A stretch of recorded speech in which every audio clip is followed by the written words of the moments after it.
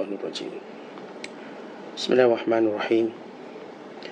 Assalamualaikum warahmatullahi wabarakatuh. Alhamdulillahilladzi hadana lihadza wa ma kunna linahtadiya laula an hadanallah. Asyhadu an la ilaha illallah wahdahu la syarikalah wa asyhadu anna Muhammadan abduhu wa rasuluh. Allahumma salli wa sallim wa barik ala sayyidina Muhammad wa ala alihi wa sahbihi wa man sara ala nahjihi wastanna bisunnatihi wahtada bihadihi ila yaumiddin, amma ba'du. Faqala al-musannifu rahimahullahu ta'ala wa nafa'ana Allahu bihi wa bi'ulumihi fid darain amin. Telah berkata Imam al-Allamah Syekh Abdul Qadir Al-Jilani, semoga Allah Ta'ala merahmatinya dan kita mendapat manfaat serta barakah ilmunya.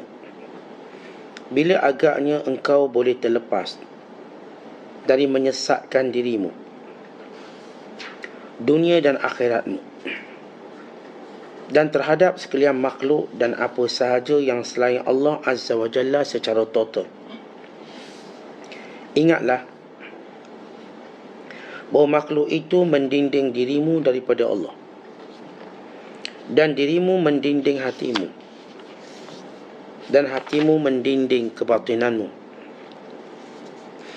Dan selama engkau tetap dengan manusia, engkau tidak dapat melihat dirimu. Nanti bila engkau membelakangi mereka, kelak engkau akan melihatnya, dan engkau akan melihat musuh Tuhanmu dan musuhmu. Engkau akan terus memeranginya sehingga engkau merasa tenteram dengan Tuhannya. Engkau akan merasa tenteram kepada janji Allah dan takut daripada ancamannya. Engkau akan menuruti semua perintahnya dan meninggalkan semua larangannya. Dan engkau akan rela dengan takdirnya. Maka ketika itulah akan lenyap semua dinding yang menabiri hati dan kebatinanmu, sehingga keduanya akan melihat apa yang belum pernah dilihatnya sebelum itu. Dikenalnya Tuhannya, lalu dia mendampinginya, dan dia pun tidak mahu berdiri dengan apa pun selain dia sahaja. Orang arif tidak mahu berdiri dengan sesuatu apapun. Akan tetapi dia mahu berdiri dengan pencipta segala sesuatu yang tidak pernah tidur atau lalai. Tidak ada ikatan apapun dengan Tuhannya. Orang yang dicintai Tuhan tiada wujud baginya. Dia berada di lembah takdir dan ilmu dengan Tuhannya. Sedang ombak lautan ilmu akan melambungnya ke atas dan melemparnya ke bawah, dan mengangkatnya ke udara dan menurunkannya ke tanah. Padahal dia dalam keadaan gaib, tidak sedar dan tidak ingat. Bisu dan pekak, tiada akan mendengar lagi dari siapa pun selain Allah Azza wa Jalla, dan tiada melihat kecuali Allah Ta'ala sahaja. Dia umpama mayat di tangan kuasa Tuhan. Jika dia mahu disebarkannya, dan jika dia mahu diwujudkannya. Mereka selamanya berada di khemah pendekatan diri. Dan apabila datang giliran hukum, mereka akan berada di tengah-tengah hukum. Dan apabila datang giliran keluar, mereka akan berada di pintu untuk menerima laporan daripada manusia sebagai orang tengah di antara diri mereka dengan Tuhan Azza wa Jalla. Inilah keadaan mereka. Akan tetapi ada setengah dari hal itu yang tidak boleh dibicarakan. Muslimin dan muslimat sedang penonton yang dirahmati Allah sekalian, dalam bicara dan nasihat Syekh Abdul Qadir menyebut tentang bagaimana cara kita nak melepaskan diri kita daripada hijab belenggu yang menghalang kita daripada melihat Allah Ta'ala dalam semua tindakan, dalam semua bicara, dalam semua perkara. Yang menjadi musuh kita bukanlah orang yang jauh daripada kita, tapi ia sentiasa mendekati kita, berada bersama dengan kita, sehinggalah dia menjauhkan kita daripada memandang Allah Subhanahu Wa Taala. Bahkan sampai peringkat janji daripada makhluk lebih diredai, disukai daripada janji Allah Subhanahu Wa Taala. Maka bagaimana kita nak membentuk diri kita? Sekurang-kurangnya mempunyai 3 sifat utama. Yang pertama, senantiasa melaksanakan perintah Allah. Yang kedua, senantiasa meninggalkan larangan Allah. Dan yang ketiga, redha dengan semua takdir Allah Ta'ala. Baik, ini 3 perkara. Bagaimana kita hendak memperolehinya? Yang pertama, melaksanakan perintah Allah dengan sejumlahnya, semuanya. Bila kita sebut perintah Allah, ia meliputi perkara yang wajib dan perkara yang sunat. Dan kita nak tinggal seluruh perintah Allah. Kita nak tinggal seluruh larangan Allah. Bila kita menyebut larangan Allah, ia bersifat yang haram dan yang bersifat makruh. Dan yang ketiga, bagaimana kita nak redha dengan segala takdir Allah. Walau kita dilambung ke atas, walau kita jatuh ke bawah, walau kita bergolek, walaupun situasi dan keadaan, kita nak redha. Kalau sekiranya kita ada 3 sifat ini, maka kita berada pada khemah pendekatan Allah Subhanahu Wa Taala. Dengan ada 3 perkara inilah sahaja, waktu itu janji Allah, ancaman Allah menjadi pemerhatian utama kita. Kalau hari ini tuan-tuan lihat, bila kita hidup, kalau orang berjanji sikit, kita percaya. Ni kelompok tertentu buat janji, kelompok ni buat janji, kita percaya, walau terbukti mereka gagal. Tapi kita terus memberi keunzuran, barangkali mereka tak cukup masa untuk buat, kata kita.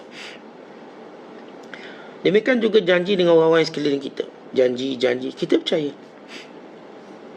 Bank janji, bahagian investment, pelaburan berjanji, semua benda janji-janji manusia.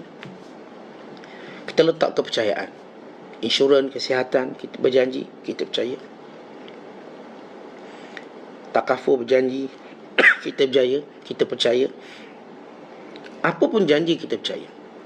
Tetapi kita silap dalam percaturan kehidupan.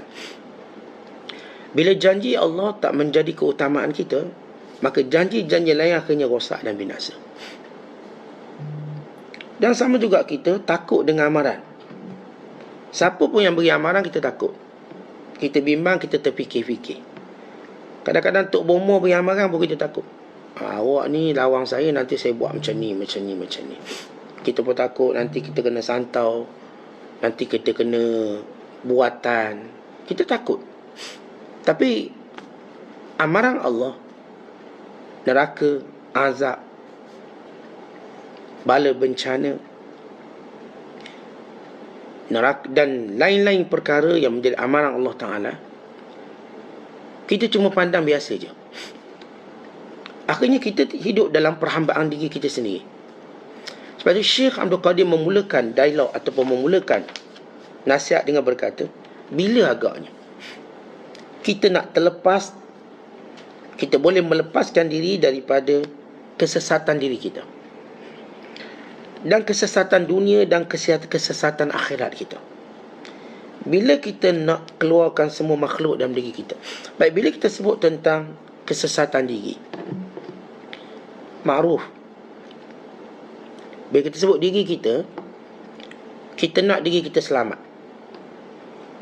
Kita nak diri kita sentiasa untung. Kita nak diri kita sentiasa dihargai, dipuji. Kita nak diri kita sentiasa menikmati segala kesenangan duniawi. Itu diri kita. Sehingga kita lupa dalam memberi segala hak diri, kita membinasakannya. Umpama contohlah, kalau kita orang suka makan, lalu kita makan serba-serbi semua perkara, bukankah dia akhirnya mendatangkan penyakit? Ini bila kita beri hak pada diri kita. Sebenarnya kita merosakkannya lebih daripada membinanya. Bila kita biarkan diri kita terulik dengan hiburan pelbagai, melampau sebagaimana dalam dunia hiburan barat, hiburan yang melampau, dan semua keadaan mereka nak ketawa 24 jam, akhirnya ketawa itu juga membinasakan diri mereka. Jadi ambillah semua perkara yang kononnya boleh membela dan membina diri, semuanya binasa. Allah lebih sayangkan kita berbanding kita sayangkan diri kita. Allah lebih sayangkan diri kita. Kerana itu Allah menurunkan sejumlah syariat, hukum hakam, supaya diri ini terpelihara betul. Bukan terpelihara di dunia sahaja, terpelihara di alam barzakh, terpelihara di alam akhirat. Baik kesesatan daripada dunia pun sama dunia, semua manusia menyangka dia akan kekal kat dunia. Semua menyangka begitu. Bahkan bagi dia, selepas mati tak akan ada dunia. Ditanya kepada cerdik pandai, profesor-profesor yang terkenal, tapi mereka kafir yang kosong dari akidah. Mereka cuma berkata mati itu seperti kita tidur dan kemudian habis. Setakat itu sahaja. Kerana keimanan mereka hanya pada dunia. Yang mereka nak bulat-bulat dunia, tak nak yang lain. Sebab mereka tidak diberi ilmu tentang itu. Mereka jahil tentang itu. Yang ini Allah sebut dalam Quran. Ya'lamuna zahiran minal hayatid dunya wa hum 'anil akhirati ghafilun. Mereka amat tahu semua urusan dunia, tapi mereka lalai tentang urusan akhirat. Mereka tahu, mereka tak tahu, mereka jahil. Mereka lalai. Maksud manusia yang disesatkan dengan dunia, dia menyangka yahsabu anna malahu akhlada, hartanya akan jadikan dia kekal kat dunia, anak pinaknya akan kekalkan di dunia, jawatan pangkat akan kekalkan di dunia. Walau dia dengar cerita kematian, dia melihat kematian, dia melalui kubur, semuanya tidak memberi kesan kepada keyakinan bahawa dunia segala-galanya. Maka ini kesesatan. Yang ramai atas nama kesesatan dunia ini, mereka membelakangi akhirat. Baik, kita faham tentang sesat diri, sesat dunia. Bagaimana orang sesat akhirat? Baik, kesesatan akhirat ini dalam bicara sufi memberi maksud seorang yang hanya hendak melihat syurga, kesenangannya, tapi lupa untuk melihat Allah. Lupa untuk melihat nikmat paling besar sebenarnya dalam syurga itu, melihat Allah. Wujuhun yawma izin nadhirah ila rabbiha nadhirah. Wajah orang beriman begitu gembira dan teruja, dek kerana melihat Allah Ta'ala. Ketika mana ahli syurga masuk syurga, maka Allah Ta'ala berfirman, apakah kamu sudah redha dengan apa yang aku berikan? Kata seluruh ahli syurga, ya Allah, engkau alam tubayyid wujuhana, engkau telah jadikan wajah kami ceria, engkau telah berikan nikmat segalanya. Lalu kata Allah Ta'ala, ada satu lagi aku tak bagi, aku nak beri pada kamu. Maka Allah bertajalli, ini Allah menunjukkan zatnya yang mulia. Maka dilihat oleh ahli syurga sehingga memadamkan segala nikmat syurga. Maka tuan-tuan sekalian, kita kadang-kadang bicara tentang makhluk, kita jarang berbicara tentang Khalik, tentang Allah dalam hidup kita. Apakah kita bicara tentang Allah dalam hidup kita? Dengan maksud membicara Allah, bagaimana seronok dan indah bila kita dapat mendampingi Allah. Bagaimana dan seronok dan indah waktu mana kita mendengar bicara Allah.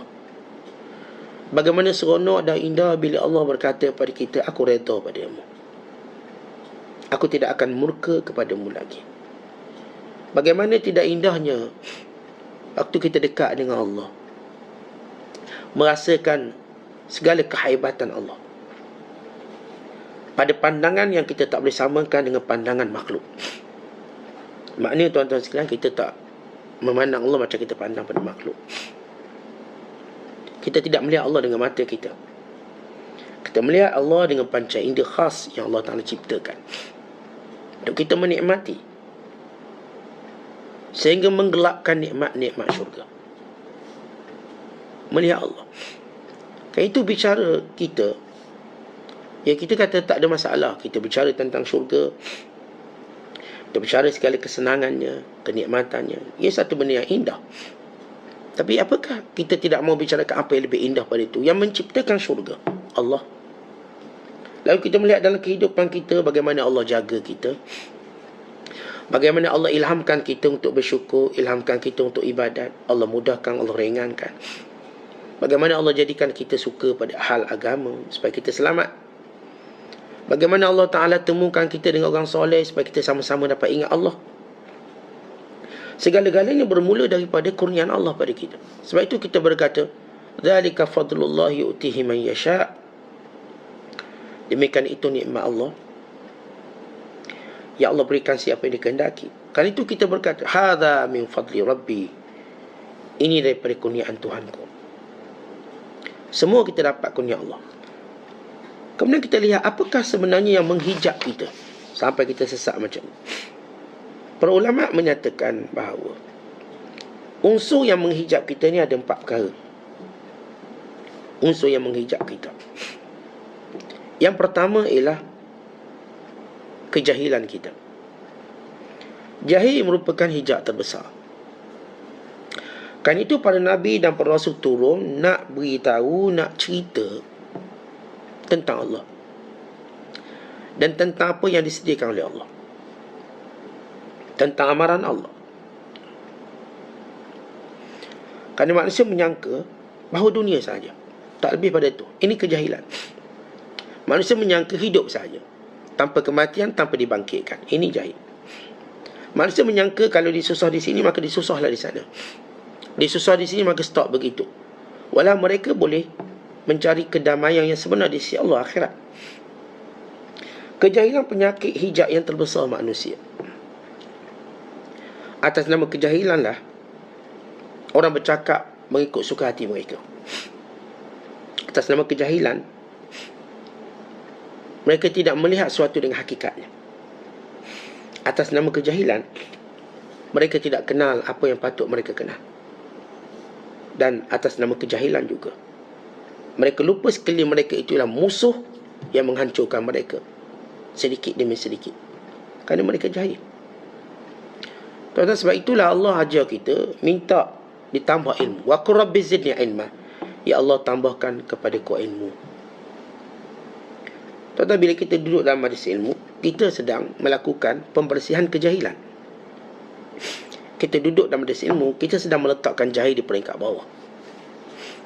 Bila kita duduk dalam majlis ilmu, kita nak beritahu jahil itu musuh kita. Kita duduk dalam majlis ilmu untuk kita buang jahil ini jauh daripada kita. Manusia dengan jahilnya, maka dia akan membinasakan. Manusia dengan ilmunya, dia akan membina dan memperbaiki. Sebab itu jahil paling bahaya, jahil agama. Hal duniawi, tuan-tuan sekalian, manusia tak akan biarkan jahil, kerana mereka akan cari petunjuk. Ada orang buat sistem. Ni orang tua-tua tak reti buat MySejahtera. Akhirnya dia dibantu dengan mudah. Ada orang yang tak reti main telefon, dia bantu dengan mudah. Kalau hal duniawi, pemerintah tidak akan izinkan, ada orang tak tahu. Kita pergi Kuala Lumpur misalnya, nak beli tiket, nak naik lah monorail ke apa ke, kita tengok, oh caranya semua pakai mesin sebagai contoh. Kita tak tahu, kita tanya orang sebelah, orang pun beritahu, okey, masukkan duit, nak ke mana? Nak ke mana? Nak Bukit Bintang ke? Okey, nak pergi ke Tong Sambatan ke? Okey, masuk duit. Kita pun keluar token, kita masuk. Orang ajar, ramai orang ajar, dan kita berterima kasih dengan apa pun yang orang ajar. Kita pergi kedai makan, ni zaman sekarang kedai makan bukan waiters dah tak datang, ini QR, scan QR. Kemudian kita pun tempah barang. Kita tak pandai, panggil dia, dia ajar, dan kita berterima kasih. Janganlah orang kena orang marah kerana ajar dia. Tapi dalam hak agama kita dapati mereka tak nampak apa pun aib jahil dalam agama. Tak nampak. Dan anehnya pula bila kita ajar, mereka marah pula. Bila dia ajar, marah. Pertama, mereka tak pandang pun penting tahu dalam agama. Yang kedua, bila dia ajar, marah. Tapi hak dunia, kalau mereka jahil, mereka rawat segera. Dan mereka minta orang ajar. Dan mereka terima kasih. Tapi hak akhirat, mereka tak tahu bahayanya.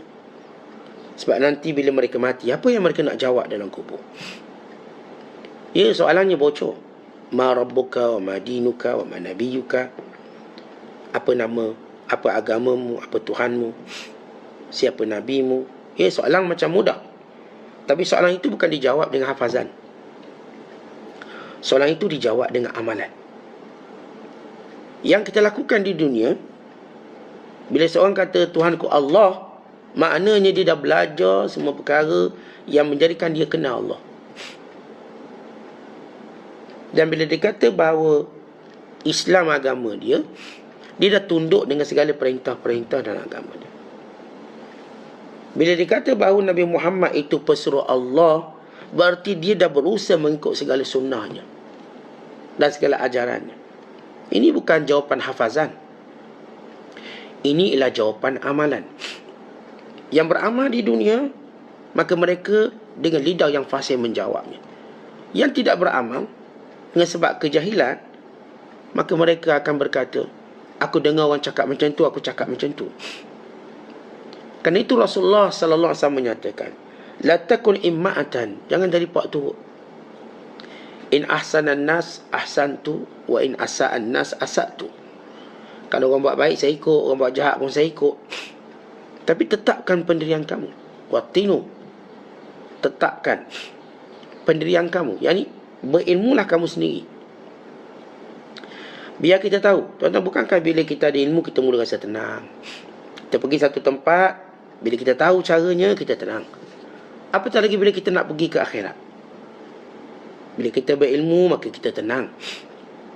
Tuan-tuan nak ke luar negara lah, nak pergi ke Emirates sebagai contoh. Nak pergi ke Qatar. Tapi kita ni orang dah biasa travel. Maka kita tenang, kita tahu nak check tiket kat mana, kita nak boarding kat mana, nak letak barang kat mana, kita nak kita tahu nak pergi gate ni macam mana, seat kita dalam kapal terbang pun kita tahu.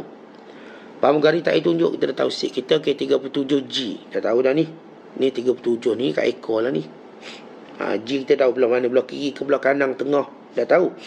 Bukankah kita tenang bergerak dengan ilmu? Sehingga kita sampai ke negara kita tujui. Tentang kita nak pergi akhirat ni. Destinasi pertama kita singgah ialah alam barzakh. Sabda Nabi sallallahu alaihi wasallam, inna qabra awwalu manzilin min manazil akhirah. Kubur ialah tempat pertama kita singgah daripada persinggahan akhirat. Maka alhamdulillah di sana kita dah dimaklumkan, telah diberitahu, telah ditanya soalan-soalan penting. Maka kita dapat jawab dengan amalan kita dulu di dunia.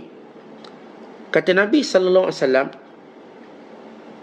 siapa yang terselamat di situ, urusannya itu selesai dengan baik.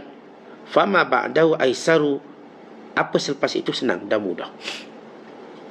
Tapi siapa yang tak selamat, faman lam yanju, fama ba'dahu asyaq, apa selepas itu lagi sukar dan susah. Oleh sebab itu tuan-tuan, kita nak lawan belenggu pertama jahil. Yang kedua belenggu yang perlu kita lawan ialah bid'ah dalam agama. Apa sebut bid'ah dalam agama? Kita kena bezakan antara bid'ah dengan khilaf ulama. Perkara yang dia khilaf ulama, yang dia kata begini, yang dia kata begini, maka ini perkara sebagai rahmat kepada kita. Kita tak bicara tentang khilafiyat. Kita bicara tentang bid'ah. Apa itu bid'ah? Sesuatu yang kita lakukan atas nama agama tapi dia bukan agama.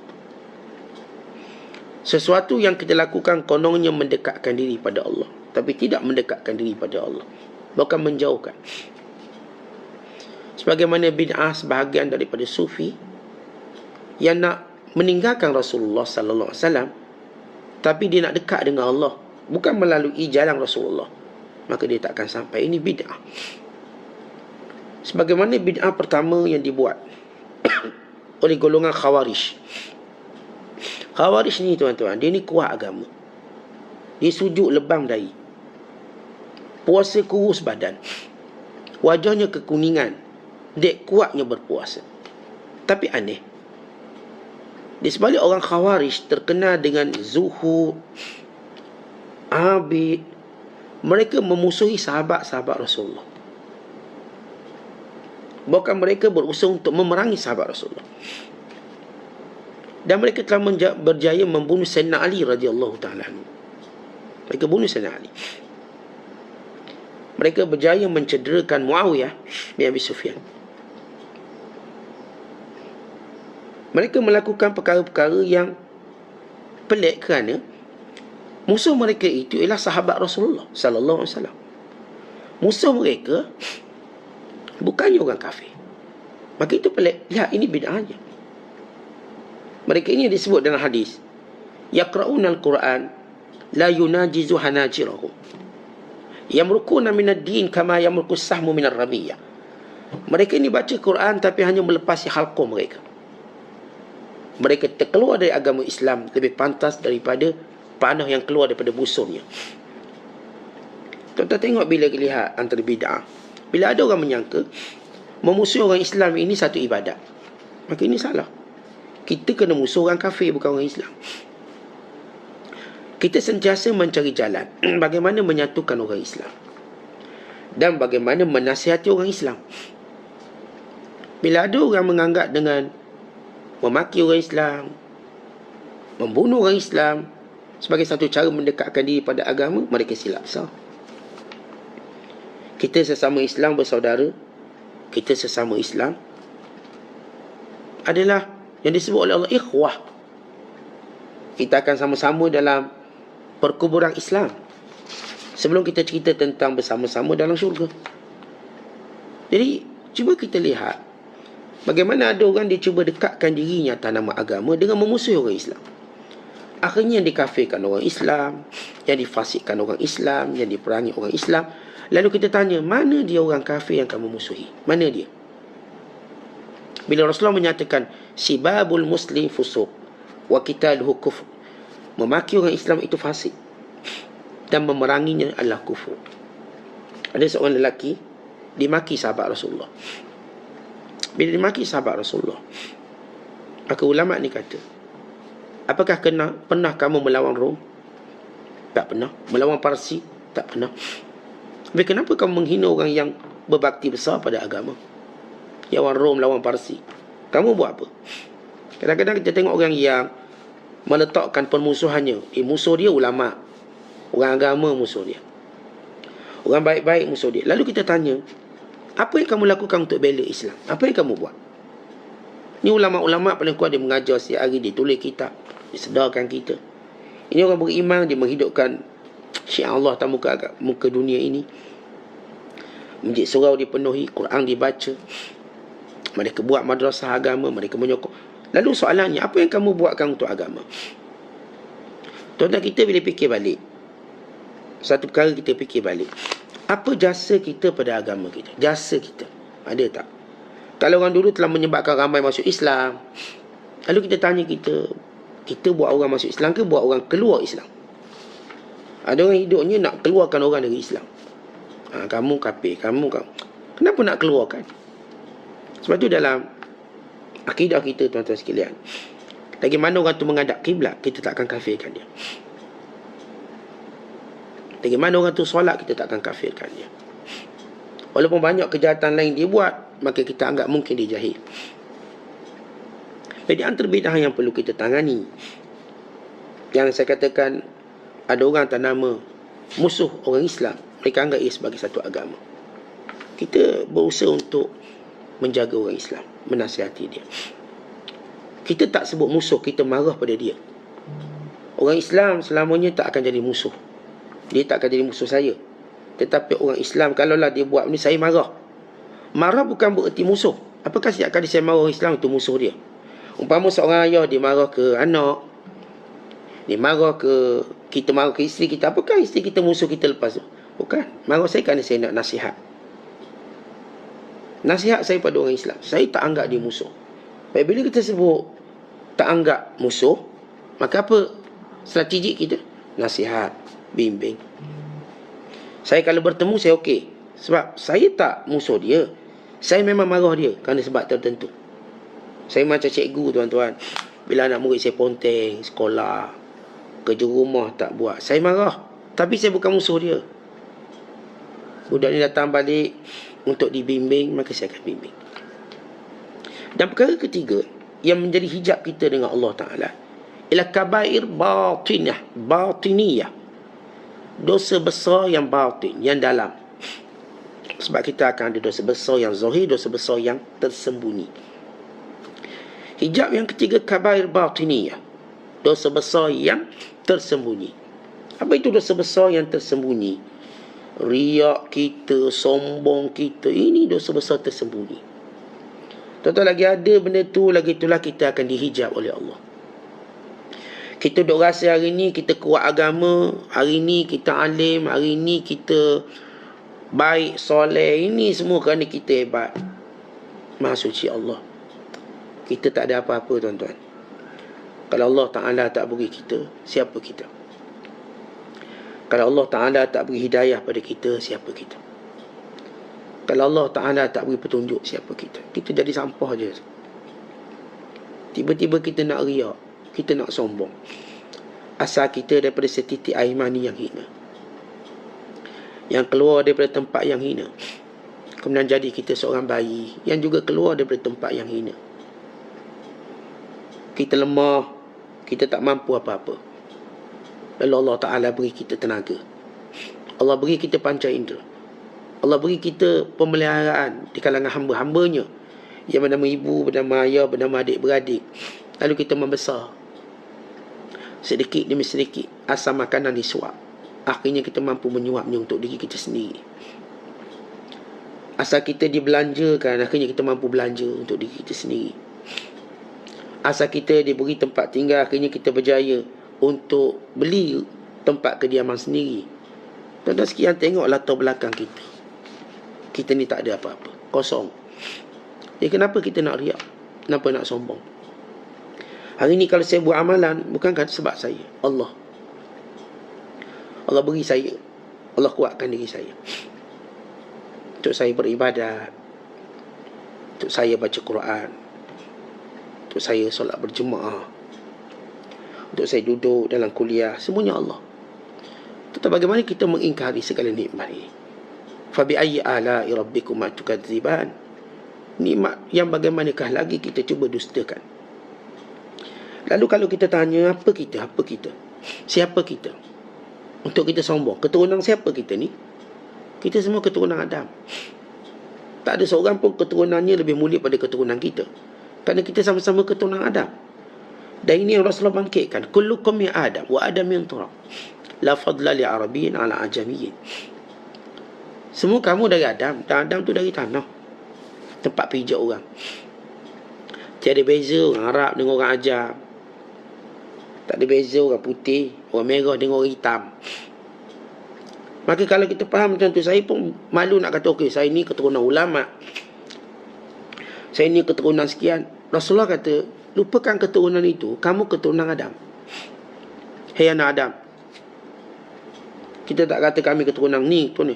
Saya ni ustaz keturunan Wali Songo. Saya ni keturunan Wali Tujuh. Saya ni keturunan hatta keturunan itu, keturunan ini. Kita duk bangga-bangga. Rasulullah menyatakan kamu ni keturunan anak Adam. Tetapi signifikannya? Bila sebut kita keturunan anak Adam, maknanya kita sama. Saya tak rasa pun saya mulia hanya kerana saya ada gelaran. Hanya saya adalah orang nampak macam sikit keistimewaan. Tak, saya sama. Tapi apa yang Allah beri pada saya hari ini sebagai ujian. Apa yang Allah beri pada kita semua sebagai ujian. Kelak nanti bila kita mati, bukankah kita sama? Apakah dia mendakwa lepas dia mati dia berbeza? Kita sama tuan-tuan. Jadi mayat, bungkus kain putih. Biarpun kita keturunan Nabi ke, biarlah kita keturunan wali ke, biarlah kita keturunan Tok Guru ke, akhirnya kain kafan putih sama. Orang pun letak depan. Kita disolat jenazah, didoakan keampunan. Kita didoakan keampunan. Dan akhirnya tuan-tuan sekalian, kita pun dikebumikan dan ditinggalkan.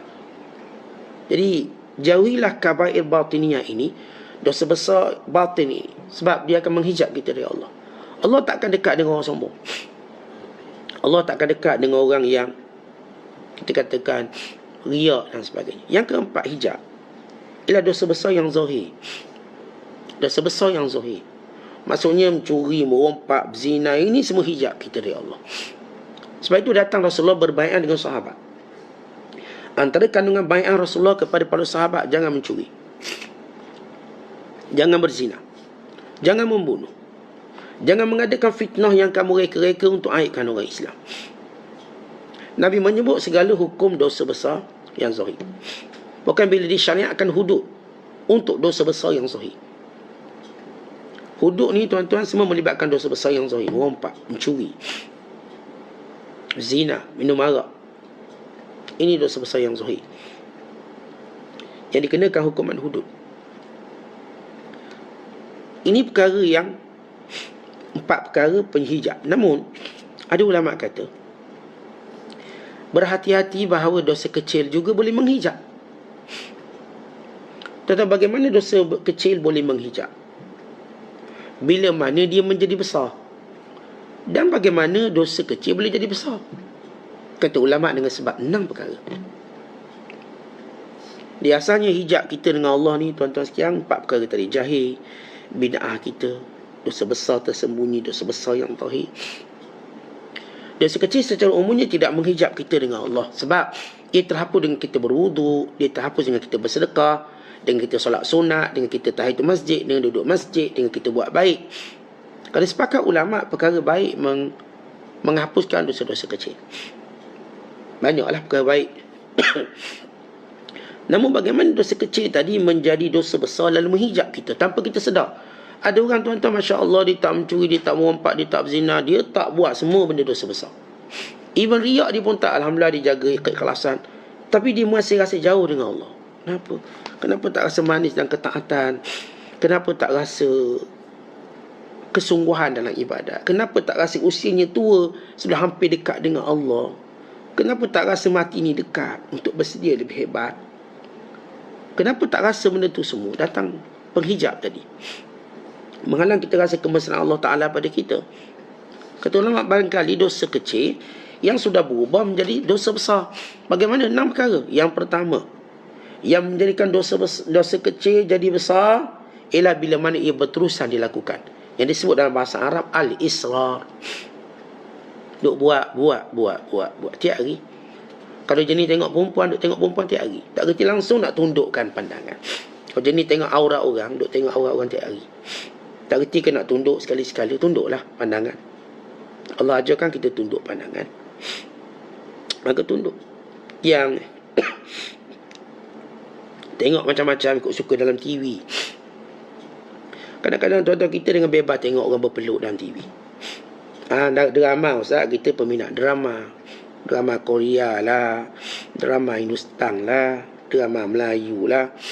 Kita dah melihat bahawa dosa kecil itu dah biasa.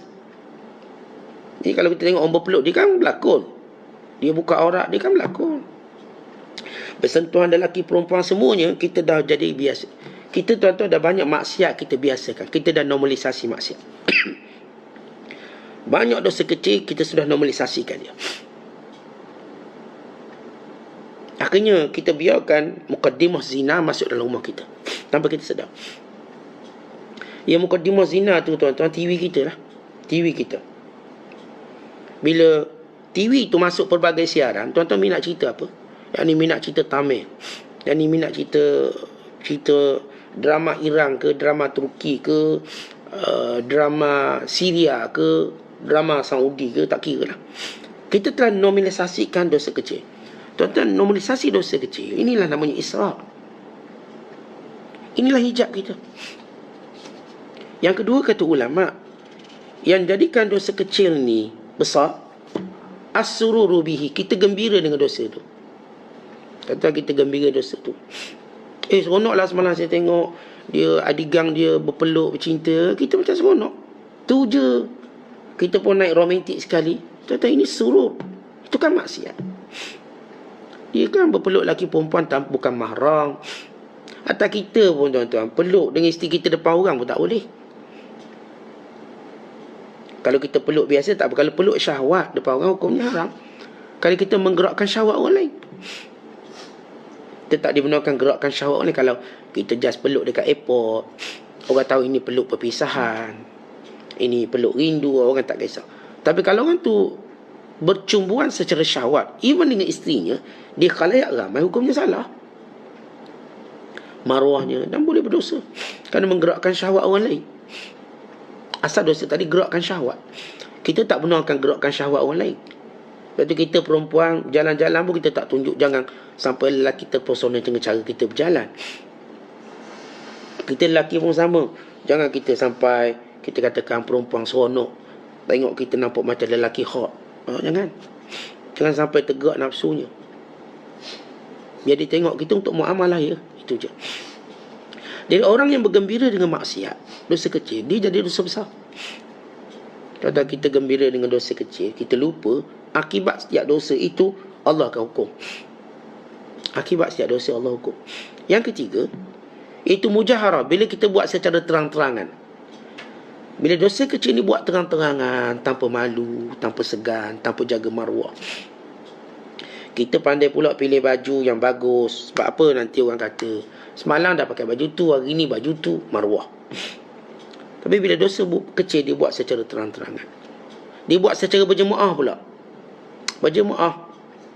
Ya, kita ramai-ramai pakat tengok wayang. Berjemaah, mujaharah, tak rasa salah. Maka kita bimbang, tuan-tuan, ini hijab daripada Allah. Yang keempat, kata ulama, istihanah, meremeh-remehkan. Umpama orang ni kata, alah kecil je, bukan dosa besar pun Ustaz, dosa kecil je. Ini panggil istihanah. Istihanah, dia menghina dosa tersebut. Dia tak apa masalahnya, dia cuma dosa kecil, bukan dosa besar. Bukan kita keluar dari Islam pun, tak keluar pun. Betul, awak tak keluar dari Islam. Tapi meremehkan dosa itu bahaya. Tuan-tuan gini, tuan-tuan, kalau kita buat silap dengan orang, kita pula cakapnya kurang sopan pula dengan kesilapan kita. Macam gini lah, tuan-tuan panskap pukul berapa? 8 1 minit. Kita punya pejabat ni pukul 8. Kebetulan bos kita ada. Awak ni lewat 1 minit. Alah bos, 1 minit je, apa sangat 1 minit. Tengok bila dia cakap macam tu, agak-agak bos ni marah. Bos 1 minit bos. 1 minit tu baru 60 saat. 60 saat tu bos, mana kalau saya melangkah, saya tak sempat minum air 60 saat. Baru dia kata, kamu ni persendakan kesilapan kamu, aku hukum kamu lebih teruk. Dan jangan meremehkan kesilapan kecil. Kesilapan kecil boleh jadi besar.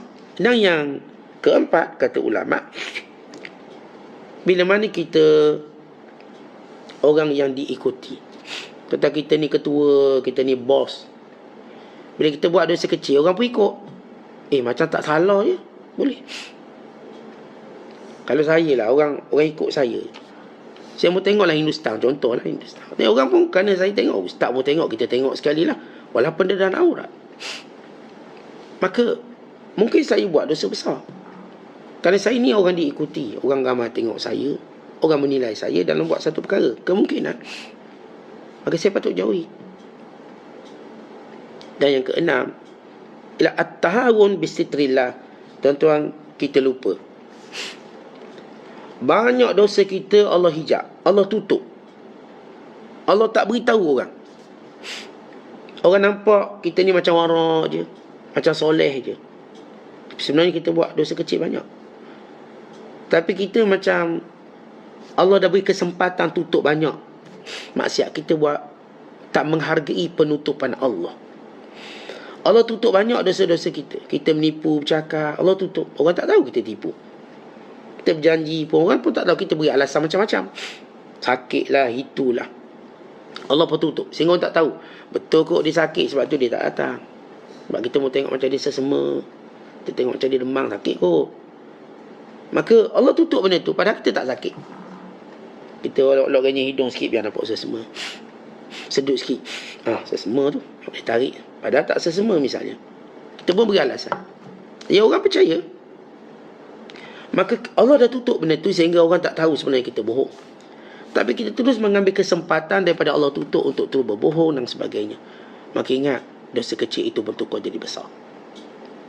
Dan ini dihijab. Sebab itu kalau kita berjaya melepasi hijab ini, ketika itu kita tidak mau berdiri melainkan dengan Allah sahaja. Ketika itu tuan-tuan sekalian, tidak ada yang kita cintai melainkan Allah sahaja. Ketika itu kita tak kisah dilambung tinggi oleh ombak, jatuh ke bawah, sebab Allah dah berikan kepada kita ilmu yang sebenar. Maka apa pun kita tak peduli. Selain daripada Allah, kita tak peduli. Kita di sisi Allah, kata Syekh Abdul Qadir, umpama mayat. Mayat di tangan Allah, di bawah kuasa Allah. Maka umpama kita ni macam mayat dengan pemandi jenazah. Dia nak ke kanan, ke kiri, ikut suka dia lah. Kita terima seperti mayat. Kita dengan kuasa Allah macam mayat. Apa pun Allah nak buat, saya reda. Apa pun Allah nak takdirkan, saya suka. Saya suka apa yang Allah takdirkan. Walaupun zahirnya saya rasa macam ni macam tak elok. Nafsu saya kata tak elok. Jahil saya kata tak elok. Ilmu Allah sentiasa bijaksana. Allah tak takdirkan sesuatu pada saya, melainkan baik untuk saya. Maka ketika itu tuan-tuan sekalian, kita mula berada dekat dengan Allah. Bukan tidak mustahil Allah jadikan kita perantaraan dengan manusia. Siapa nak kenal Allah melalui perantaraan kita. Atau siapa nak berdoa pun melalui perantaraan kita. Apa maksud perantaraan? Bukan macam padri, tuan-tuan. Maksudnya ialah sebab kita kebaikan banyak. Misalnya, kalau kita lihat para sahabat datang jumpa Rasulullah, minta, ya Rasul doakan. Apakah sahabat tak berdoa? Sahabat doa dah, tapi minta Rasulullah doa. Itu masuk perantaraan. Bukan perantaraan macam Kristian. Mereka tak nak doa, mereka cuma suruh padri doa, dan padri tu beri confirmation, okey, cuma kena bayar. Perantaraan kita masukkan syafaat. Maka kita kenal orang soleh, doa mereka lebih diangkat oleh Allah. Sa'ad bin Abi Waqqas sebagai contoh. Dan ramai orang soleh, doa mereka Masya Allah, kita sebut masingnya mulut dia, dia doa Masya Allah. Dan kita boleh tak doa. Maka kita perantaraan kita dengan Allah. Antara kita, Allah jadikan kita perantaraan dengan Allah. Sehingga datang banyak rahmat Allah Ta'ala daripada orang ni untuk kita kongsi. Maka ini orang yang sudah tidak dihijab oleh Allah.